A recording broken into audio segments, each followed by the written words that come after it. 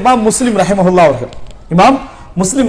அவர்கள் நினைச்சு பாருங்க, இமாம் முஸ்லிம் ரஹிமஹுல்லா எவ்வளவு ஹதீஸ்களை தேடினவர். அவர் ஒரு அவர் வயது போன ஒரு காலத்துல அந்த மஜ்லிஸ்ல உட்கார்ந்திருக்கிறாரு. ஒருத்தர் சொல்றாரு, நீங்க எனக்கு இந்த ஹதீஸை சொன்னீர்கள். அவருடைய மாணவர்கள் ஒருவர் சொல்றாரு, இந்த ஹதீஸை நீங்க எனக்கு அறிவித்தீர்கள் என்று இஸ்னாத ஃபுல்லா சொல்றாரு. இமாம் முஸ்லிம் இல்லைன்றார்.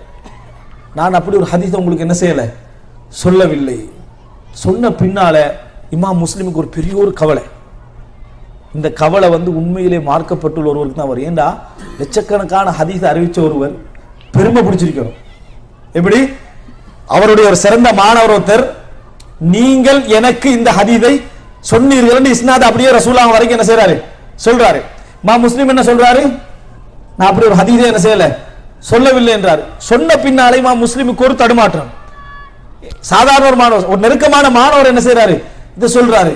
இந்த கவலையில் தன் வீட்டுக்கு போறாரு, கதவை பூட்டிக் கொள்கிறார், ஈத்தம்பழங்களை கொஞ்சத்தை வைக்கிறார், எழுதின கையெழுத்து பிரதிகள் ஒவ்வொன்றையும் பெறற்றாரு.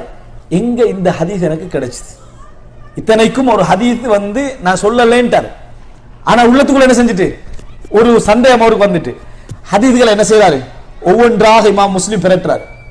பெரட்டி பெரட்டி பெரட்டி பெரட்டி பெரட்டி பார்க்கிற நேரத்தில் அவருக்கு ஹதீஸ் கிடைக்கல.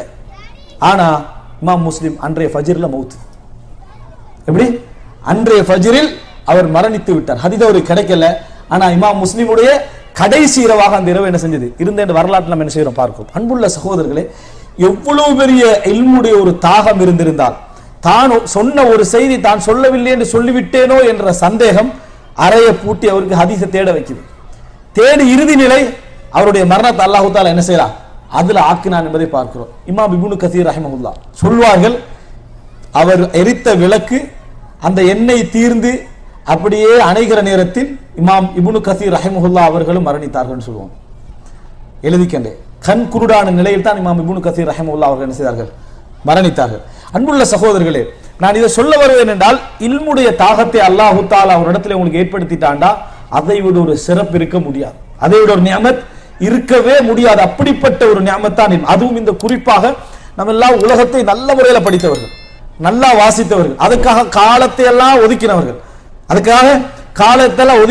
இப்ப அல்லாஹ் பல சந்தர்ப்பத்தை நியமத்தை உங்களுக்கு தேடி கொண்டு வந்து என்ன செஞ்சுக்கிறான், வைத்திருக்கிறான். இந்த தீனை படிப்பதற்கு, இந்த சரியாவை படிப்பதற்கு அல்லாஹ் தஆலா கொண்டு வந்து என்ன செய்கிறான், வைத்திருக்கிறான். இப்படிப்பட்ட நிலையில் எங்களுடைய நிலை என்ன இருக்குதுன்னு பார்த்தா, எவ்வளவுக்கு லேசாக்குறோமோ அவ்வளவுக்கு சோம்பலாயிட்டு இருக்கிறோம்.